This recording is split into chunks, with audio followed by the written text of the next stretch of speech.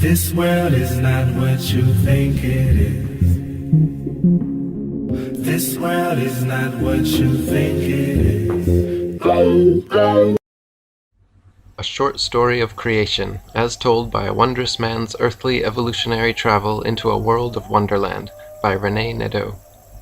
We find ourselves in an era where no one has much time to read books, so I've made this a short but powerful, often with great tribulation, account of my life's educational journey.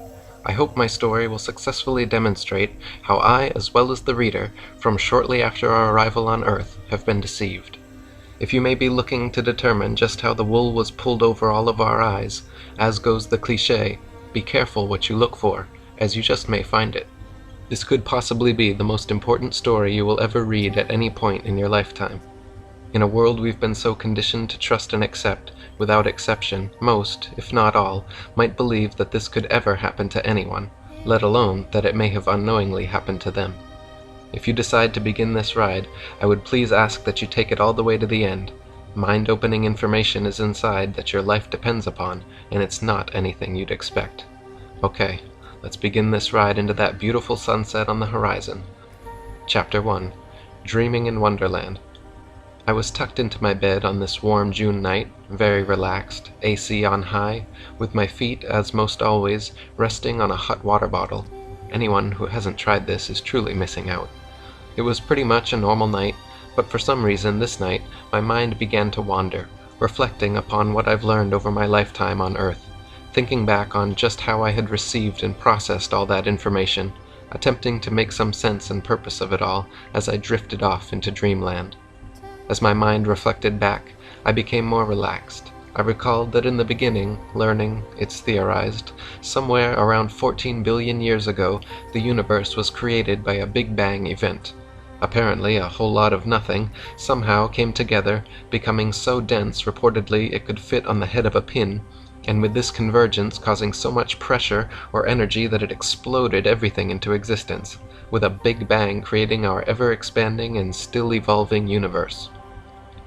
There's a TV sitcom called The Big Bang Theory, where I've witnessed a whole lot of nothing coming together, creating this TV program. School educated me that we live on planet Earth, the third planet from the Sun, with Earth's age estimated at 4 billion years old. There's also a TV program sitcom, Third Rock, named for our planet. And that our planet is still forming with its 7 continents continuously shifting on tectonic plates, floating on beds of molten rock, with Earth's core believed to be a huge round ball of molten nickel, with oceans created by giant comets impacting the Earth over billions of years, delivering trillions of gallons of water and filling the seas.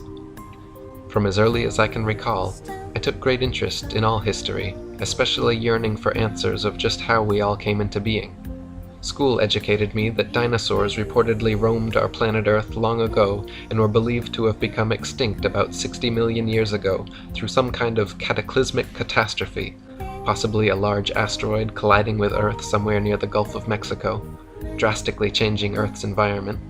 The resulting climate change then made way for humans to evolve from small warm-blooded mammals or rodents.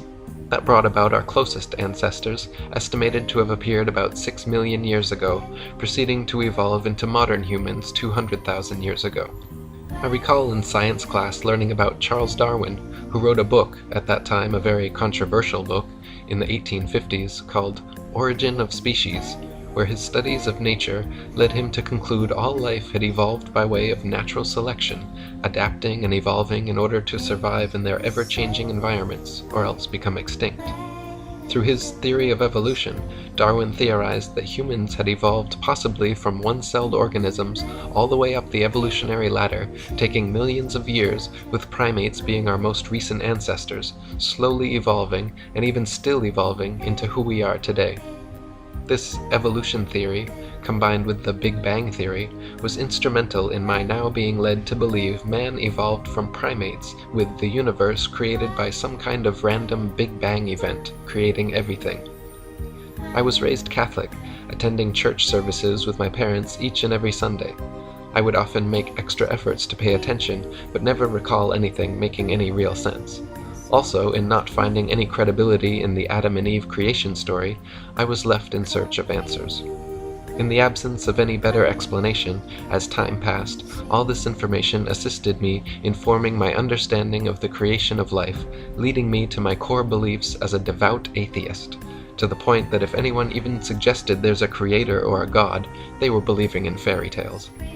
In my early youth, I recall always craving to be informed of world events. With very few black and white TV channels broadcasting, our family religiously watched the 6 o'clock network news programs. Newspapers and my favorite magazine, National Geographic, were always at my fingertips. The space race was constantly in the news. I recall oftentimes our news networks would report that we couldn't trust Russia's state-controlled news media, highlighting that USA news reporting was unlike foreign news outlets, being our news media was free, honest, and truthful. We learned to have faith and trust in our free press, always reporting truth, even if and when US test rockets exploded on their launch pads. I have a memory of being in first grade as the teacher wheeled in a huge black and white TV. Having a TV in school was a big deal, not something I'd ever seen in school before. I still recall my teacher explaining to another teacher just how important it was for our class to witness our first astronaut, John Glenn's historic Cape Canaveral live liftoff, intent on orbiting Earth for the very first time. I recall being 8 years old in 1962 watching JFK announce our national goal of landing a man on the moon by the end of the decade. My dad and I would often speculate on just how NASA could accomplish this monumental moon landing feat. By constantly following national nightly news TV programs, we learned ever more details of the plan, including the most important and dangerous NASA outer space capsule dockings. I recall as a child often looking up in awe at the night sky, wondering what was out there, thinking, we can't be alone, there just has to be life on other planets, and wondering what I couldn't see of this vast and ever-expanding universe above me. On to Chapter 2, More Learning. Chapter 2, Living the Dream, More Schooling with Men Walking on the Moon. Looking back, some of our first lessons learned were our ABCs and basic math. Also, in every classroom, there was a globe where we learned geography and the location of continents, that our Earth orbits the Sun while tilted, spinning on its axis, allowing for night, day, and our 4 seasons. Like most students, we were seated in rows facing the teacher, instructed not to talk with our neighbor and to obey all of the rules, then to listen very carefully and hopefully impress our teacher boss seated at the front of the classroom by demonstrating just how smart we were. Sometimes we even earned stickers or gold stars on quizzes and tests, reinforcing our sense of accomplishment. Now, educated and ready for more learning, we were promoted to the next grades. I recall one of my first history lessons. In 1492, Christopher Columbus sailed the ocean blue. With all educated people of that era knowing they lived on a sphere, it was Christopher Columbus's arduous task, prior to leaving on his New World quest, to convince all of his ignorant crew that it was impossible to fall off Earth's edge, because the Earth was indeed round. As they sailed on for weeks not seeing any land, his crew became restless and worried, but before they threw him overboard and sailed back to Spain, land was spotted. Columbus, believing he'd found India, referred to the natives as Indians.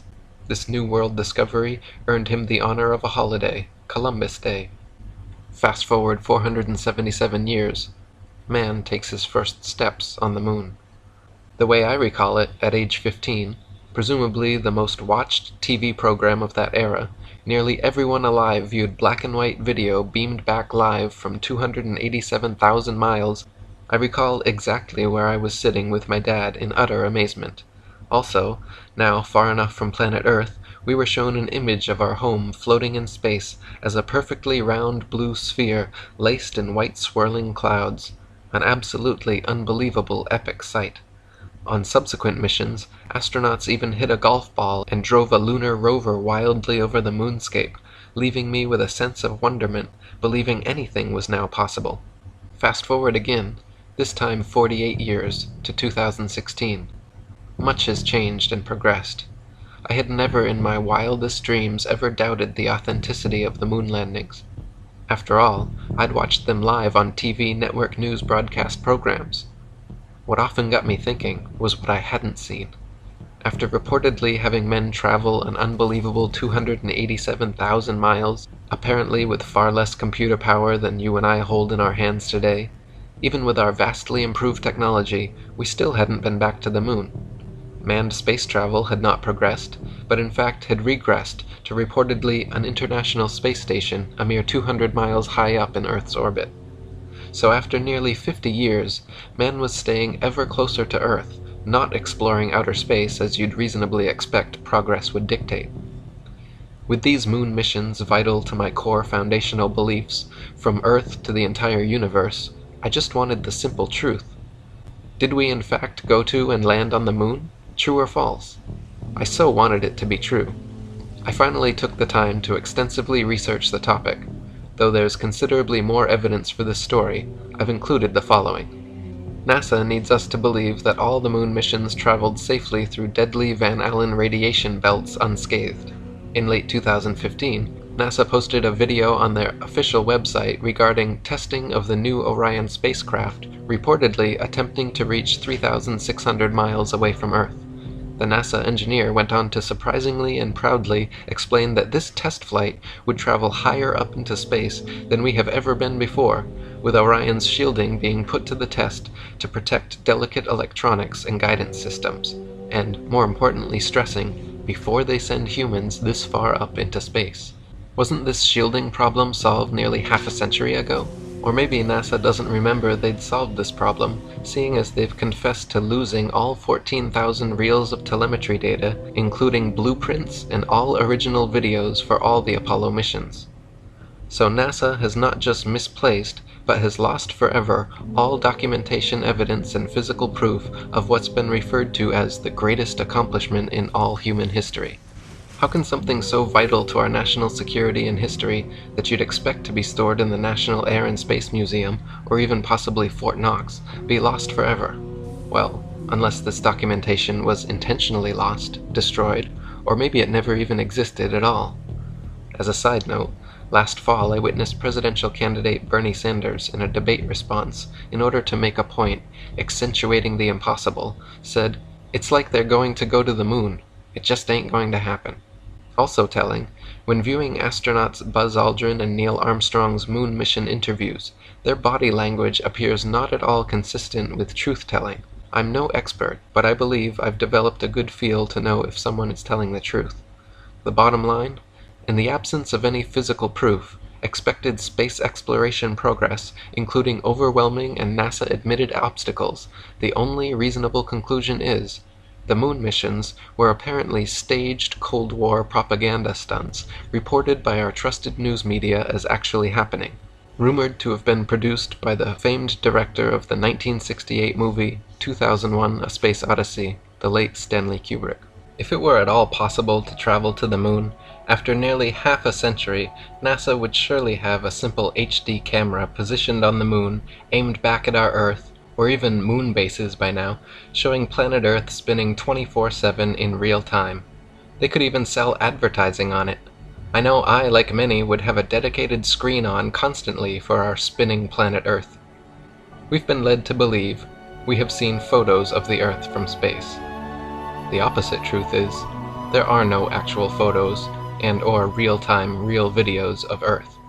Each year, NASA publishes new Earth CGI special effect images, remarkably with the continents drastically changing size and location from year to year. Reasonable expectations suggest oodles of real-time actual videos and selfie photos of planet Earth being available. Again, it's so often what we don't see that's so important to begin finding the truth.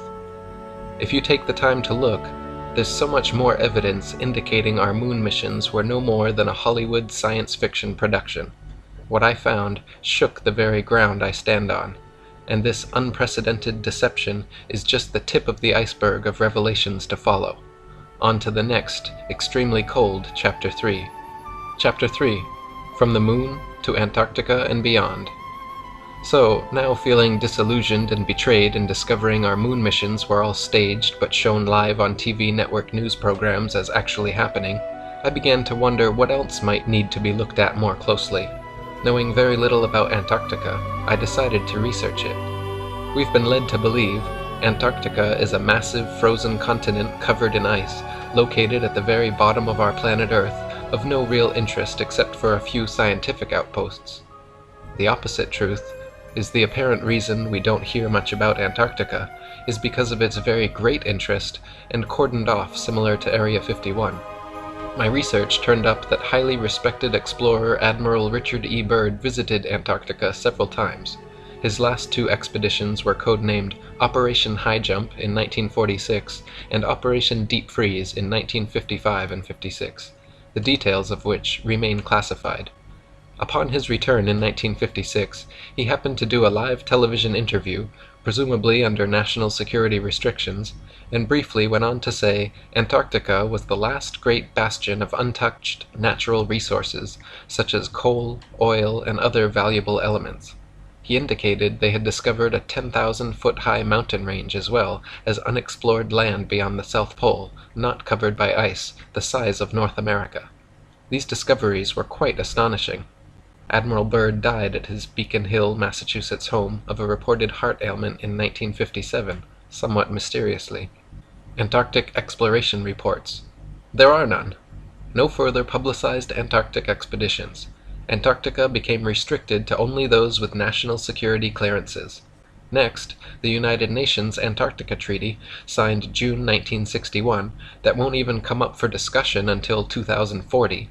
A treaty no country has ever broken or fought over, making Antarctica off-limits to everyone and patrolled by the UN International Military, keeping out all unauthorized personnel. After schools and media this time became nearly completely silent about Antarctica, including the reported discovery of new land on Earth, I began to wonder more about what they may not be telling us, leading me to begin questioning and researching other information learned in school. What I found shocked me.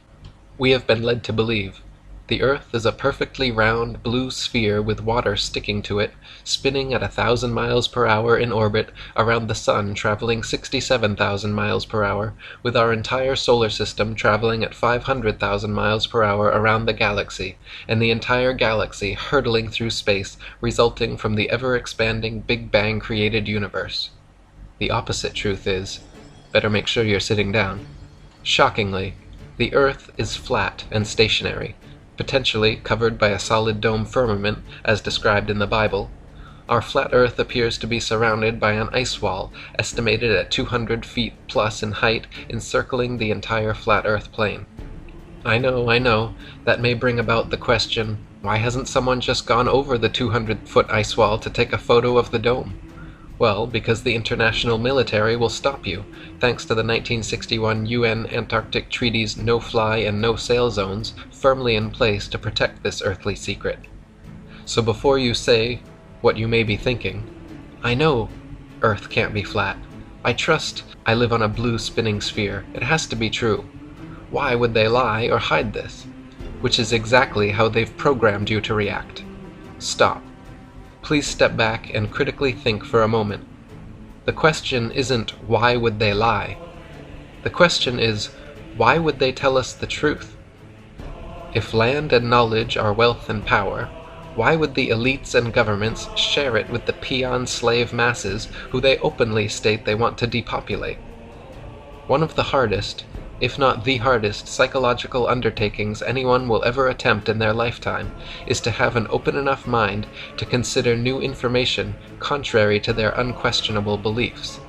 Then, to become self-aware enough to recognize the need for and the importance of questioning their foundational understandings of the Earth. Why? Because this foundational lie is locked into our psyches at the onset of our instinctual childhood thirst for information. You're as sure of where you live on planet Earth, the third rock orbiting the Sun as a speck in the vast universe, as where your house is located in your neighborhood, or the nose is on your face. Now in your mind, like I once believed, there's no need to question it. With schools educating us that the Earth is beyond any doubt a spinning blue sphere as determined by geniuses over 500 years ago, along with Christopher Columbus proving Earth as round. Yes, Earth is thought to be round, but round like a dinner plate, with a 200-foot-high ice wall holding in the oceans. In essence, we have all unknowingly been made members of a worldwide fundamentalist cult religion, our minds controlled since near birth by the high priests within NASA and media. We are educated into believing this is an unquestionably true fact, more than just about any other fact of life, that our Earth is absolutely positively a spinning round globe, and trained also to know that anyone questioning this unquestionable truth is a total fool for dismissing the obvious. We've been led to believe when someone breaks with the program, they're often referred to as a conspiracy theorist, a code word for those under mind control, triggering the discrediting of anything and everything the person, now a nut job in your mind, may question, suggest, and or uncover that goes against the official programming and story provided by the system. The opposite truth is, we have all been lied to. Please, just for a moment, attempt to put aside all of what you believe you know about Earth. Just for starters, ask yourself these two questions. What proof do I really have that I live on a ball-shaped spinning planet Earth? According to NASA, Earth is spinning at 1,000 miles per hour while traveling 67,000 miles per hour, the speed of a bullet, in orbit around the Sun and hurling through space at 500,000 miles per hour, all from the Big Bang. Rely upon your senses. NASA tells us we are spinning, but our experience is we feel no movement at all. Do you know when you're spinning or moving? 2. Again, why isn't there a simple HD camera positioned on the moon showing a selfie of planet Earth spinning in real time for all to see after nearly 50 years? Ask your congressman to answer, as God is his or her witness, if we truly went to the moon. See if you get that deer in the headlights look. And why in 2016 there's no HD camera on the moon aimed back at planet Earth. We reportedly have a rover on Mars with a camera sending pictures back to Earth daily of the Mars landscape, when even NASA admits they can't go safely higher than 400 miles into space. I guess we landed on the moon and have this rover on Mars by magic.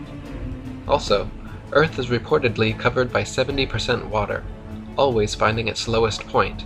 There's a reason why the ocean is called sea level and not sea curvature. Imagine yourself on a cruise ship, sailing up and down huge hills of water in the middle of the ocean. Imagine a hump of water, hundreds of miles high, between Hawaii and LA. Imagine people in Australia standing upside down in the rain. Imagine rivers flowing uphill. Check out the sun as it heats the tops of the clouds, or when sunbeams shine through them. Does the sun really appear and feel 93 million miles away? Have you ever seen the curvature? I know how hard this is because I once believed and fully trusted I was educated. I had no reason not to believe the earthly facts I was taught by the system were anything but true. I know for sure at one time in my life I'd surely have chuckled at any suggestion by anyone that Earth was anything but what you and I were programmed to believe as children. Another thought you may have is, what good does it do to me to know that the Earth is flat and not a spinning ball? If you keep reading, you'll find out just how extremely important it is for you to know where you live, and why this secret is so important that it remains a secret. On to Chapter 4, My Mental Illness Identified. Chapter 4, Global Mental Illness. I've recently and proudly been able to self-diagnose one of my mental illnesses, and I'm happy to report with self-therapy I'm on my way to a full recovery. Flat versus spherical Earth, I believe, is a form of widespread global mental illness, contributing to declines in everyone's overall health. As an ordinary, critical thinking human being, I have come to the conclusion that this mental illness should be identified as Round Earth Taut Anal Retention Disorder Syndrome, or simply retards, as determined by evidence that retarded my own eyes, preventing me from seeing the plain truth on the horizon, victimized by indoctrination experiences that all student inmates have been subjected to. If you feel the urge to dismiss what I've suggested about Earth, please keep in mind that it may be you, believing you're so educated, that it is you claiming to know everything, relying solely upon what the system that controls us told us. As indicated in my introduction, most, if not all, may not believe that this could ever happen to anyone, let alone that it unknowingly happened to them. But it surely did. It happened to all of us. You may be shaking your head, thinking that I must have lost my mind. The opposite truth is, I've recently recovered my mind, after unknowingly suffering for decades from full-blown retards, after putting trust back into my own senses and remaining critical thinking skills. Symptoms of full-blown retards may include dumbed-down, indoctrinated consumer debt slave, brainwashed, defending the very system of lies embedded in their minds since near birth that enslaves them, programmed to blindly trust all facts reported from a presumed trusted source as unquestionable truth, conditioned to ignore new information suggested by anyone that goes against their programming, even to go so far as ridiculing and ostracizing them. So comfortable and trusting of the system, they are unable to see any reason to seek out the truth about Earth. The bottom line: the retards in recovery is recovering from believing in fairy tales, much akin to a child in denial after finding out their parents were lying about Santa Claus. These early and formative years are crucial stages in understanding just how the world works, but now the child is forced to face the reality that their trusted parents lied to them. It's very traumatic, and not easy at any age when needing to reconsider a once believed undeniable foundational fact. I recall being in the first and second grades, witnessing children arguing about Santa Claus being real. The children who knew the truth would most always fail to convince others how they were being lied to. The children remaining unconvinced, dependent upon their parents for truth, with unwavering parental trust, would defend their parents and would no way believe those explaining to them their discovery that Santa was fake. Most children, I suspect, when first realizing the truth, were resistant to accepting that they were being lied to by their trusted parents, thinking, why would they lie? You may even recall similar childhood experiences in regards to Santa deceptions. Sadly, the vast majority continuing to suffer from full-blown retards are programmed so completely that they will refuse to even consider attempting to prove to themselves that Earth is truly a round spinning ball, remaining in disbelief as to why schools and media would ever lie to everyone about Earth. Well, for some of the same reasons your parents did regarding Santa, as a means of behavioral mind control, including other irrational motives, with a lie being a lie, no matter what the motive or how good intentioned. It's not your fault, as we've all been subjected to many widespread successful psyops in history. On to Chapter 5. Schools double down. Chapter 5. Schools double down on destruction of the nuclear family. Education is not education, but indoctrination that has been so artfully administered from near birth to nearly everyone. We are then kept distracted, trusting and dependent, so that in essence we are all bowing down to worship big government and corporations as our God and Savior. Our free public education school system creates an illusion of caring about your children's health and well-being, but in essence continues working towards dismantling the family dynamic. But why, you may ask? That seems crazy. Brief recap. Once everyone is believing we live on a spinning ball shooting through space at near lightning speeds, next is to teach children their existence is a result of a random Big Bang accident created from nothing into something, and by sheer luck over millions of years to evolve into a chimp who one day came down from an African tree, learned to walk upright, made tools, lived in caves, then after more evolutionary changes and social tribulation, led us to our human civilization of today. You have been led to believe you are nothing special. After all, your ancestors are mere chimps, owing your very existence to an all-knowing system who medicates, vaccinates, and educates you about living on a spinning ball. The opposite truth is, Earth is of intelligent design, with each and every human an incredibly valuable creation living on a flat Earth plane. Human beings are absorbers of information that becomes a part of us. There's an ancient spiritual truth called samsara, where it's believed that everything you hear, think, say, or do is also stored in your heart, becoming part of your internal makeup.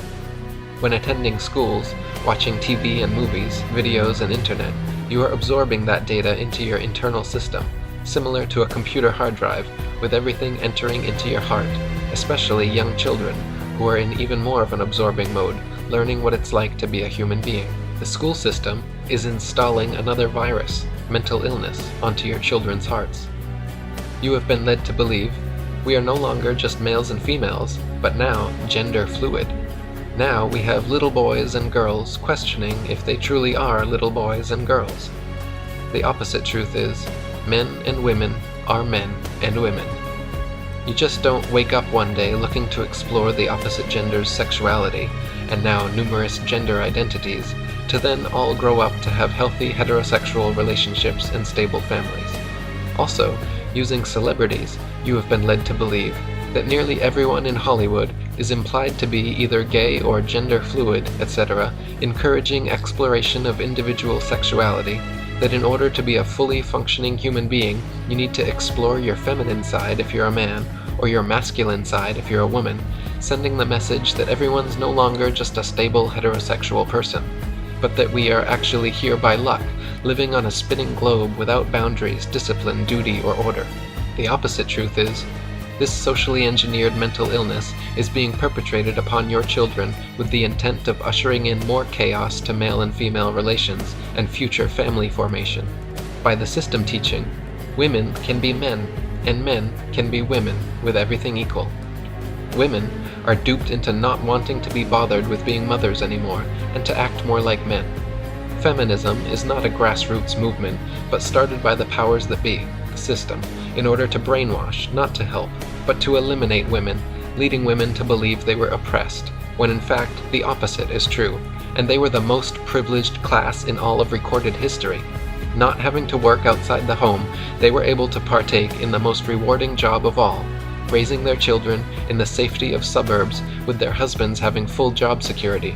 Now stay-at-home moms raising children are nearly extinct, with others often shaming them into getting jobs. Tricked by the system into believing they were oppressed, these women must now work even harder for a system screwing them out of the natural order of family and life's renewal, in its place working heartless, empty, corporate wage-slave jobs burdened with student loan debt, and often raising a child, no longer needing a male role model with the assistance of the system, often finding themselves alone or with cats in place of children and family, believing this was all their own idea. They have no clue what hit them, but will defend the very system that now enslaves them, as their fertility expires, often ending up lonely, highly educated, brainwashed, highly medicated, highly in debt, depressed, expiring cat owners with litter boxes to clean, duped again that they can do anything, only to find themselves having to do everything, ending up with nothing but cats rubbing against them and dogs humping their legs, sagging, fading tattoos, and a lifetime of rainbows of unnatural hair dye, the likes of scary circus clowns, of blue, green, red, and orange, unattractive to men, and more dates with Ben and Jerry, including Dr. Feelgood, in order to distract them from the reality of failure. With all these created movements of fat acceptance, debt acceptance, STD acceptance, abortion acceptance, birth control acceptance, age acceptance, poor health acceptance, diabetes acceptance, etc., it all boils down to death acceptance. Women are being liberated right out of existence, with the system knowing the way to control anyone's mind is to lead them to believe they're free and liberated when they're not, and thereby reducing the population. Sadly, women are no longer in control of their minds and failing to see the obvious on the horizon. Men are being conditioned that masculinity is no longer a desirable trait, with everyone equal, and encouraged to act more like women, trending towards being conditioned to live more of a metrosexual lifestyle, even taught by the system and media that they can grow up to be women. In its wake, such men are becoming less and less attractive to women. Women acting like women are increasingly ever more difficult to meet, instead acting more like drag queens, causing increased rejection from men's attempts to meet them. This, along with most of the good-paying manufacturing jobs gone forever that gave men agency, has caused men's instinctual drive to provide and protect to greatly diminish, and for them to no longer have resources and/or status to attract a woman. The men that do have resources are in ever greater numbers unwilling to enter into marriage contracts or even relationships with women, as that leaves them vulnerable to financial and emotional destruction. Women are also in ever greater numbers becoming no longer attractive to men. The fat acceptance movement has tricked women that poor health, tattoos, and circus clown appearances is the new sexy, and that it's all men's fault in not finding them attractive. It has been insanely vocalized in media that men should love every inch of an obese woman's unhealthy body. This would be like having a male bum sitting on a street corner holding a sign up attempting to attract women saying, "You should love me for every penny I have." Marriage has been made unsafe ground and a recipe for total financial and emotional destruction. No-fault divorce laws have given preference to women in a life's contract, including family courts are most always in favor of women, while enriching lawyers and judges, where on a whim a woman can toss a man out of his own house, have his children taken away, and then be forced to pay child support. Men are conditioned that relationships with women are now to be avoided, with movements encouraging them to just go their own way, the ones that do choose to swim with the sharks, practicing catch and release. Many men now never leave home, watching internet porn and playing video games in their parents' basements. Family life is put on hold or never happens, leading to failure to be able to pair bond with women to produce the next generation. This leads to death and failure as a result of both men and women being unable to see the obvious on the horizon. The system is hell-bent on destroying the nuclear family, increasingly exerting ever more control over a population they intend to greatly reduce by controlling their minds, dividing and conquering us in ways we never saw coming and we still don't see happening. The US population continues steadily falling below replacement levels, with fertility rates at all-time lows and single mothers giving birth to 40% of all babies born. Do you hear the system ringing any alarm bells to promote increased birth rates and marriages? No, but you may hear champagne bottles popping in the elite circles, celebrating success of peons unknowingly educated, brainwashed, right out of existence. Check the falling fertility rates for yourselves. Better yet, look around you. How many of your children, versions of you, do you see? Any? The intended result? Make men and women less and less attracted to each other. Accelerate the total destruction of two-parent nuclear families' godlike ability to create and nurture new life and healthy family values by example. Socially engineer away a mother's job of teaching children how to love and a father's job of teaching them how to become adults. It is being dismantled in front of our eyes by a system molding children's thoughts and beliefs with insanely confusing messages and foundational lies. On to Chapter 6. Schools making us ill. Chapter 6. Schools promote a lifetime of debt, making us ill, and more.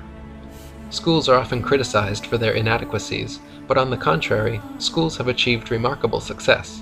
Parents, products of the system, are so conditioned that they seek out perceived better schools for their children to help ensure they'll receive even more enhanced mind control conditioning. Illusions of truth, trust, and facts are all built upon the foundation of the globe myth, making way for any misinformation to follow, easily accepted by an unquestioning, mind-controlled population. Fully transformed into unquestionably believing everything and anything disseminated from the perceived trusted corporate media source, now instinctually conditioned to dismiss anything contrary to any official story reported in the news media. So even if someone says, "Hey, that just doesn't look right. Did that event really happen?" the correct answer always has to be, "Well, of course it did. We saw that reported on a TV news program. What's the matter with you anyway, you moron? Get with the program."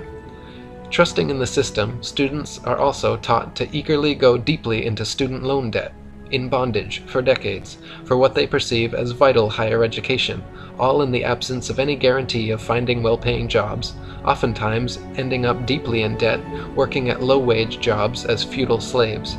Now, with even fewer resources to start families and have children. The consumerism slave graduate learned, like it? You don't just want it, you need it. Go ahead, buy it. Buy it now. Can't afford it? Here's your credit line. Enjoy yourself. Life is short. Have fun. You are all that's important. Now, after being proficiently programmed on how to be a good member of our consumer society, students are led to also believing pharmaceutical medications are the answer to just about anything and everything. Don't worry, if material goods don't make you happy, there's a pill for that. Eat, drink, and be merry. We have a number of pills for that, and some insulin as well. Can't find a job paying a living wage or a husband or wife? We have pills for that. Can't get it up? Man, do we have pills for that. Again, don't worry. You no longer need or want the responsibility and burden of having and raising a family.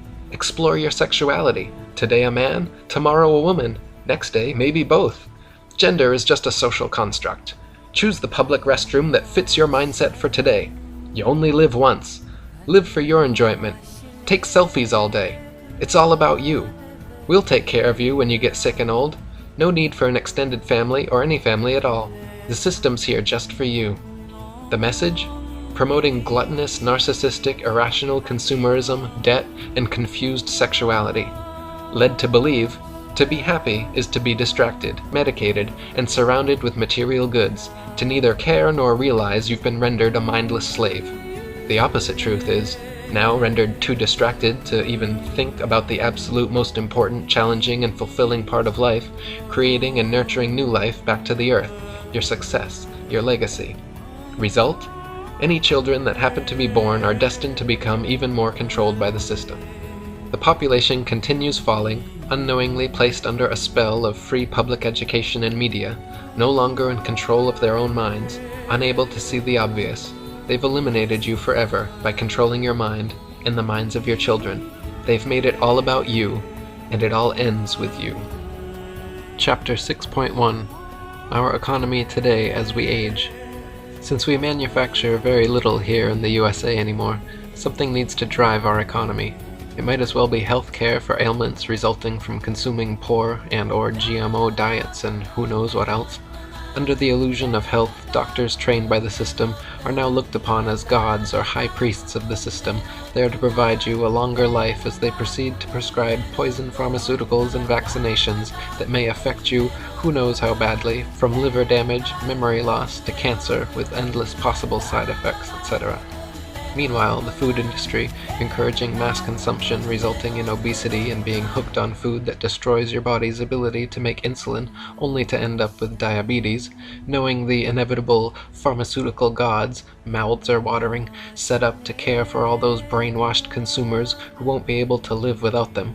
Similar to a corner drug dealer of the past, there to sell you what you can now no longer live without. The system, again just for you, is searching for cancer cures, not for prevention, and knowing in advance there will be an ever-increasing demand, keeps cancer treatment centers popping up everywhere to meet the upcoming known demands. Only a society given all the opportunities and encouragement to make itself ill in every way needs a massive healthcare system. Again, the system caring about you is an illusion. We are being lied to on a scale that's off the charts. The bottom line is, for their bottom line, and also to put you through the agony of barbaric treatment with high-priced powerful chemicals for as long as possible before you die. They've even made giving birth unnatural, oftentimes becoming an ever more risky and profitable and ghoulish prospect, with C-sections ordered by your trusted doctor becoming ever more common. For those who do live a long life, the end of life oftentimes finds a way to again be unnatural, sedated with pharmaceuticals, starved, and dehydrated to your last struggling death breath. The message again, don't have children because this is a horrible, painful, meaningless, consumer-driven, debt-burdened life from beginning to end, and just not worth it. On to Chapter 7, 7th inning stretch, and so much more. Okay. I know there's been oodles of earth-shattering information put forward. Please stand up and stretch. Take a deep breath, because what I'm about to share with you may even be more shocking than learning of our flat Earth. Chapter 8. Top of the 8th inning. Batter up. Here's the wind-up and the pitch. I once saw this on a bumper sticker long ago. The brainwashed never wonder. And I didn't exactly know or realize what it meant back then. Believe it or not, and like it or not, as you now know, it has become apparent to me we're all confined here in a totally enclosed biospheric system planetarium, Earth of unknown size and shape, created by intelligent design. Kind of like, why would schools teach a curriculum of theory of evolution versus creationism? Why not both? Because creationism is not part of the programming, contradicting students' indoctrination of a spinning ball Earth rocketing through space and time. With them, Monkey's uncles, as passengers, now assigned a set destination, with no children of their own ride with them, being when the ride you believe you're spinning on while taking selfies is over, you exit the ride by stepping off, gone from Earth. Next stop, hell.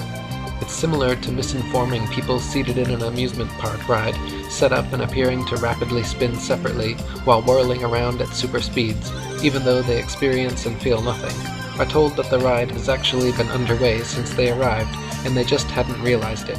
I, like you, was convinced for the better part of my life that this was true. This foundational belief that we all live on a spinning ball Earth makes way for our big government god to be worshipped as a false idol, then forced into paying tribute to that very system that keeps us all unknowingly brainwashed. Led to believe, from schools, that intelligence rests upon accepting, absorbing, and regurgitating information presented, confirming successful programming installation. So brainwashed, trusting, and dependent upon our educational systems, parents, being products of that same system, eagerly offer up their children's minds for programming shortly after their arrival on Earth, with the message, to resist is not only futile, but insane. The population is harshly punished into submission until accepting the programming one way or the other. The opposite truth is you're left with two choices. You can be true to yourself, ask questions, find real answers, and break free from your programming, spread the truth about Earth far and wide at the risk of being ostracized, knowing that when attempts to expose the flat Earth to programmed, controlled minds are made, they'll vehemently resist. Programmed so well to know what they think they know as undeniable truth about the Earth, Moon, stars, and Sun, that even if they could question their programming, they're unable to see any benefit for them to do so because they're perfectly happy in experiencing comfort and contentment while unknowingly on a path to extinction. Or, 2. You can be true to yourself, ask questions, find real answers, and break free from your programming. Seek out truth and meaning of our existence for yourself only, sharing with a select few that may be ready and or deserving enough to begin to be deprogrammed, knowing that those who walk amongst you are mostly, hopelessly, brainwashed, with many doomed to ultimate life's failure, and living your life, continuing to seek paths to the truth about our Earth and Creator, while being a creator yourself by having as many children as you can support, teaching them to rise above all the lies, distractions, and temptations of consumer gluttony. I guess one of the biggest dilemmas is what, when, and how do you tell your children? When and if you hopefully seek out the truth about the very ground we walk on?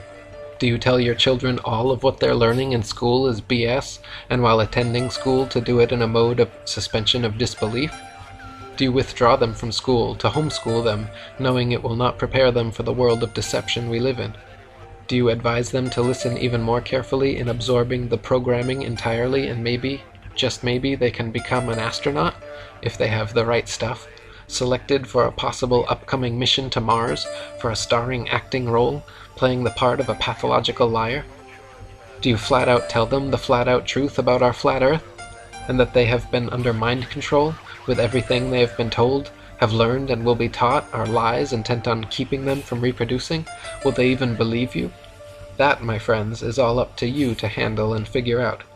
It brings tears to my eyes that life is nothing like we have been led to believe. Those in control of our minds have convinced us that we all live on a painting of a spinning ball. It's been said, the bigger the lie, the easier it is to believe.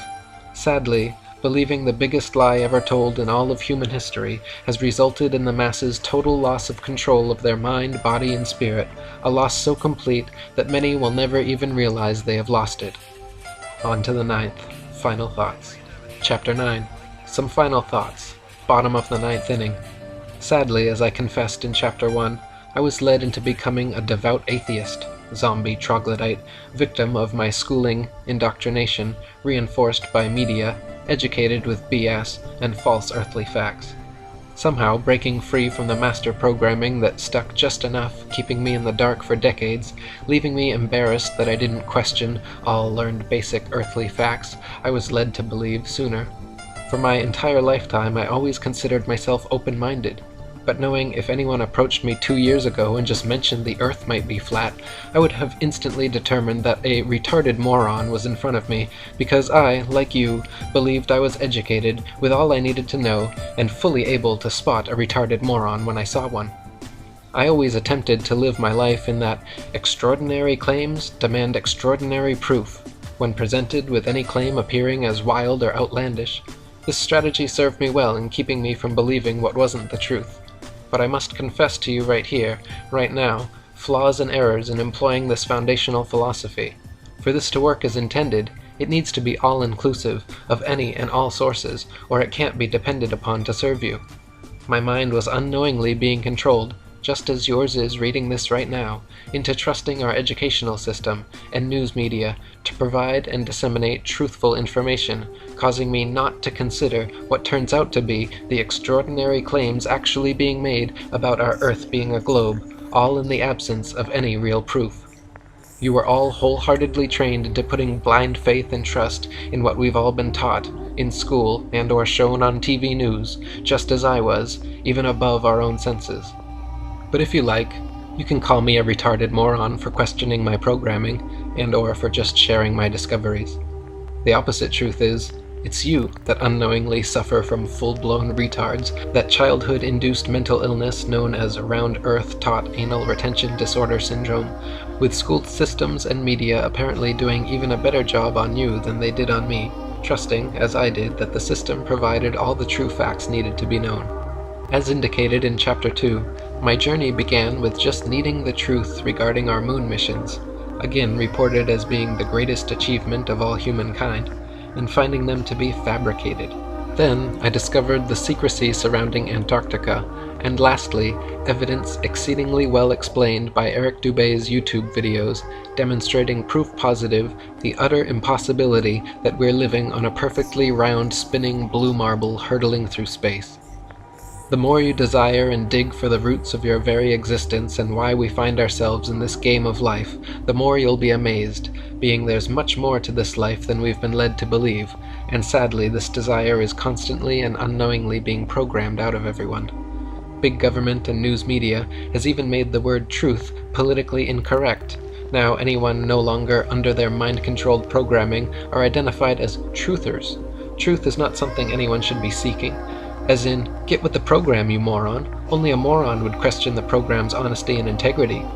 There's a notable quote in George Orwell's book 1984. In a time of universal deceit, telling the truth becomes a revolutionary act. Governments have no fear and no reason to fear any mass awakening due to their overwhelming programming successes. With generations of programming so hardwired, even if a prominent government official happened to appear on live TV announcing the Earth as being truly flat, overwhelmingly the masses would unquestionably know this retarded moron had lost his freaking mind. I've written my story for those with gut feelings that something's wrong, but are unable to put their finger on it, hopefully now intrigued enough to investigate it for themselves. I would hope you'd agree that the only one anyone can truly rely upon and trust is yourself. There's a saying often heard when people are talking with one another, I suspect to ensure that they aren't being led to believe and or left feeling gullible having believed something made up. It's, are you serious? Now that I've shared with you what I've discovered, are you seriously not going to stop and think about it all for a moment? When you are told you are something you're not, and you believe it. You are living somewhere you aren't, and you believe it. You are flying, spinning, when you aren't, and you believe it. You can be told anything after, and you will not disbelieve it, resulting in now believing you are a monkey's uncle, living on a spinning ball, rocketing through endless space. Sounds crazy, but that's what we've all been led to believe. Those who are educating you with foundational lies have motives for doing so. They are treating you similar to a farmer caring for his livestock, feeding them what he chooses, keeping them content, comfortable, and distracted until they live out their usefulness. Charles Darwin got one thing right. Through his observations, he concluded survival of the fittest as being the key to life, with only the smartest, most healthy, and especially those with the ability to adapt, giving birth to and nurturing the next generation, or else experience the cruel reality of unceremonious extinction, wiped from the face of the earth. Human survival of the fittest will be only for those who can adapt by discovering the foundational lies we have insultingly been led to believe. First by realizing they are being lied to, then the hows and whys, then adapting and taking steps to begin recovery in coming to realize that we are of intelligent design, with true success measured by the unity of a strong family with as many children as you can care for. Wait a second. I think I just woke up. Nope, maybe not. Am I dream writing? Still dreaming? Did I just say the Earth is flat? Or is it round? It just has to be. Did we land on the moon? Is Antarctica a continent?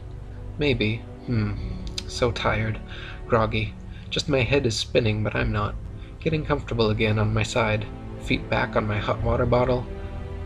Thank you for completing my story about a regular guy believing he was educated. Attending school, he learned basic earthly facts, including those of the creation of life in the universe. Upon graduating, he experienced a great sense of accomplishment, believing he, along with everyone else, was also now educated. Only as a result of a dream did he later come to realize he truly knew nearly nothing about most everything. He had trusted that our news media would keep everyone honestly informed with real news and other important information, but as time passed, found the opposite had taken place, with countless presumed actual news reports being staged government propaganda, later to end up in history textbooks as actually happening. Ironically, those pulling the strings have scientists building machines that can think critically, AI, while school teachers are programming our children not to think, no intelligence, NI. One day, soon, presumably replaced with manufactured, soulless robots, allowing for even more control by those in control. Big government can't be trusted, with their greatest fear being a populace of well-informed, enlightened, strong spiritual souls uniting, fearing this unity of all the people on earth will end their power they have over us to control us with lies. Again, the powers that be absolutely do not want us peons to have their same level of earthly knowledge. Able to see the big picture, they influence our minds to bring about their desired population reduction. I'll say it again for those who missed it. The system is providing you everything you need while making you comfortable for you to end your own legacy. You may ask, but why? I don't understand why. Well, because you're no longer needed. The progressive and rapidly approaching robot revolution is upon us, making the programmed and now significantly less intelligent human peon obsolete, slowly being programmed to eliminate themselves in order to save the planet they think they know they live on. Replaced with man-made, soulless AI robots slaving for the elite, much more efficiently controlled surely to surpass human intelligence, and most definitely able to determine whether or not they're spinning on a ball 70,000 miles per hour, that humans could never figure out.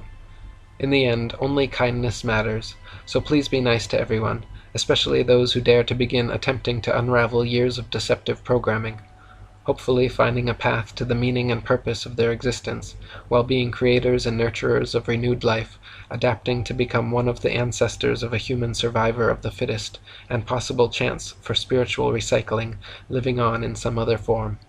The Creator within moved me to share my evolutionary travel into Wonderland with those directed to find it, because you weren't created by accident. I didn't create this by accident. You didn't find this by accident. Until we meet again in my dreams, unless I wake up.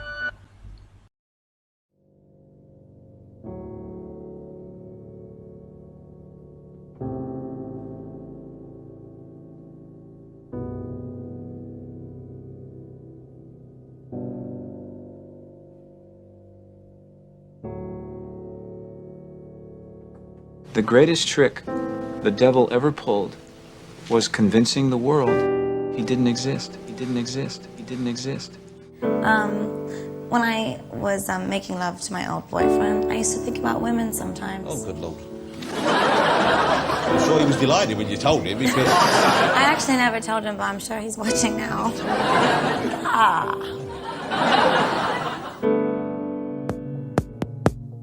60 seconds. 60 seconds. It's your voice that says, a bunch of guys turning blue down here, right? We began to get really, really concerned about the fuel, and had 60 seconds to land or you would hear an abort call. And it got very, very tense. Dave here. The Eagle has landed. Roger, Tranquility. We copy you on the ground. The guy's about to turn blue. We're breathing again. Thanks a lot. Again, everything they do, there's a reason. It's not by chance, not by coincidence.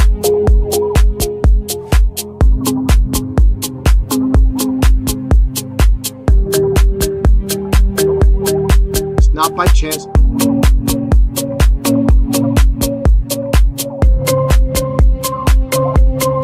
Not by coincidence.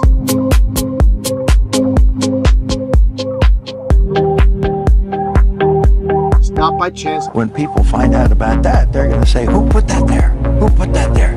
Well, the universe put it there. If you choose, God put it there. They know, they understand. So think of that, Space Force, because we're spending a lot and we have a lot of private money coming in, tremendous. You saw what happened the other day, tremendous. Because we're spending a lot and we have a lot of private money coming in. Billions of dollars of commerce. And as long as you never give up on yourself, light will break through the darkness. The darkness. The darkness. The darkness. Sometimes. Oh, good Lord.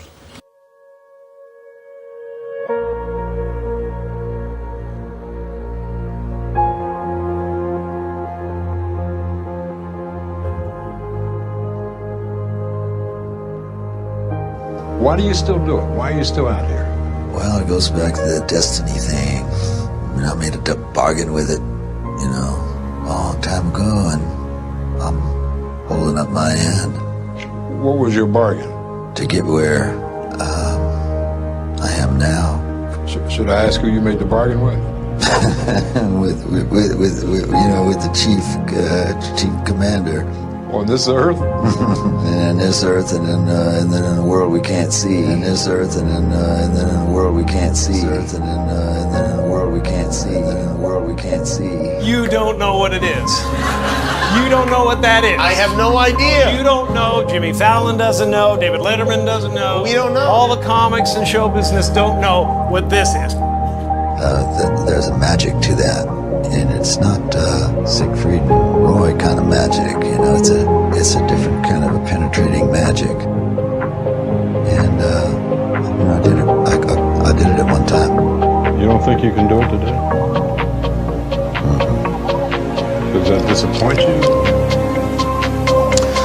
Well, you can't do something forever, and I did it once, and I can do other things now, but I can't do that.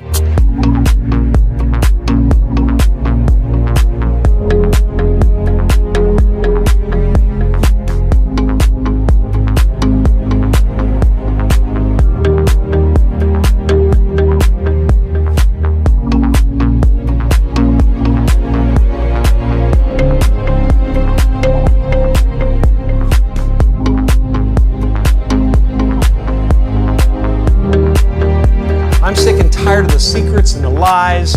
It is the secret symbol of the Illuminati, and you're a part of it, and it is the all-mocking tongue.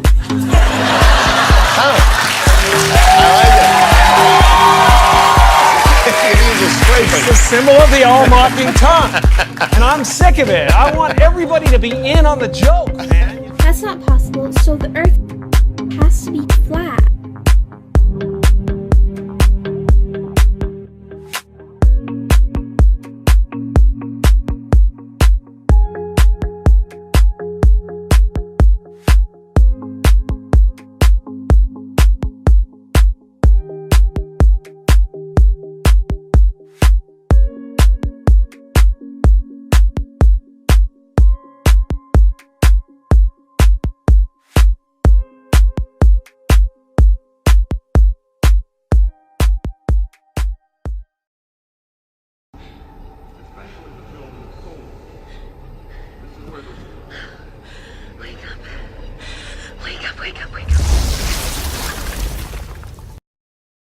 This world is not what you think it is. This world is not what you think it is.